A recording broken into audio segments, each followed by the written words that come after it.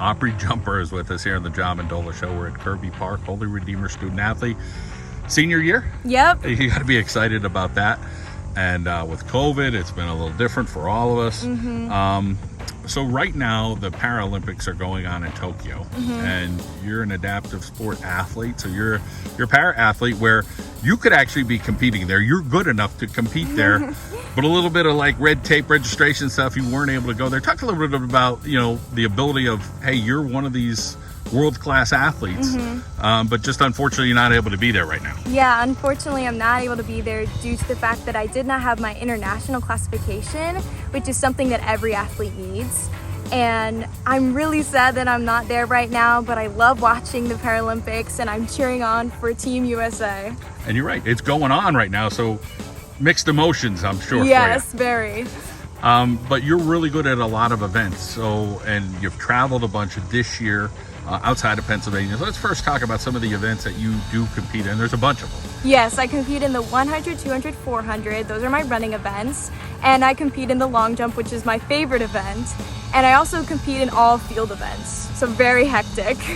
And not only do you train here locally with Coach Walters from Holy Redeemer, you also travel to New Jersey. Yes. So let's first talk about Coach Walters, because he's such a great guy. He's done a tremendous job with the program. Let's go back to when you first met him and what it was like. Well, he originally did not know that I had a disability at all, which is completely fine. I don't blame him, because when you look at people with cerebral palsy, you don't initially know. But I was really happy that he took the time with me to help me adapt to the track team, even with my disability. And then, of course, you train, like, oh, this girl's pretty darn good. How about the part of like, okay, now you're going to go travel to do some of these things? When did you first start traveling? I started traveling maybe sophomore year. I was on a team in New Jersey, but I just got into junior nationals sophomore year. And that was very scary for me. I never competed in anything outside of Pennsylvania. So I was really excited, but also really nervous. How about some of the coaches that help you in New Jersey? And of course, it's a few hours away and a few hours back, and you're there a couple hours. Yeah, well, they've had the Navigators team for a really long time. So they know how to work with people specifically with cerebral palsy, which is really amazing, because I had never met any coaches that specifically worked with people with cerebral palsy. So getting to work with them really helped me and my track career. Well, let's talk a little bit about the training component. You're here with Coach Walters. It's a hot day. It's humid. And, you're here on a cinder track, putting in the work. It's, some things aren't pretty when you do things, but you got to go do it. So talk about what you will do for a workout today to keep pushing through. Well, usually we start off with dynamics, and then coach will give me a specific workout tailored for what I'm feeling that day, and it will help me push myself so that when I do compete and I'm not feeling the greatest, I can compete at full 100%. Not only do you do track, you're into theater. Yes. And you can hear it with your confidence in the conversation we're having today. Talk a little bit about some things you've done with theater here. I've done theater for a really long time, and initially that was what I thought I was good at. I didn't think I was an athlete at all. I thought I was a theater girl. And so I never was interested in sports until my mom forced me to come to track practice, which I'm very thankful that she did. But I thank theater a lot for helping me bring out my confidence, especially with being on stage and in front of people. That definitely helped me a lot with my track career.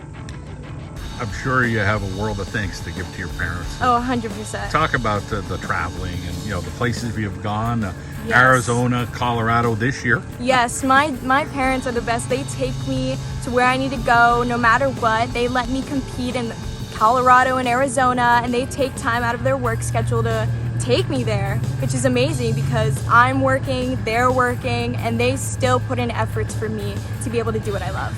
Your brother's also a nice fan of yours. Talk a little bit about him. My brother is a mini me. We are exactly the same. Everybody says we look exactly the same, and he also runs track. So I hope that I could be his role model for when he gets into high school track and field.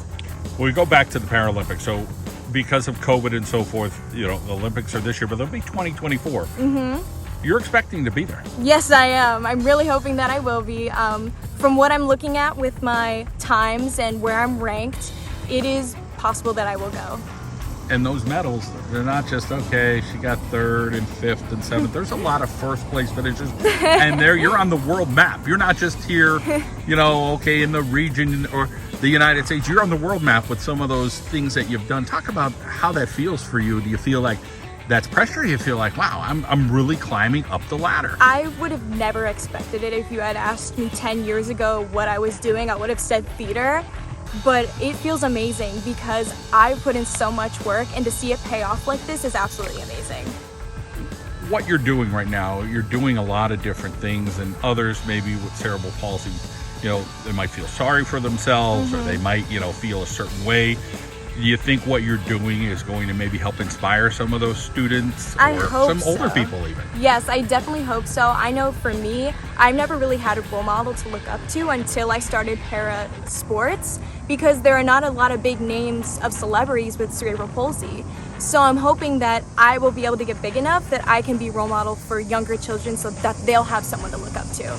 How about your fellow student athletes at Holy Redeemer, your friends, whether it's in the theater or on the track team? Talk about some of those friendships that you've developed over the years. Yes, my best friendships have come from track.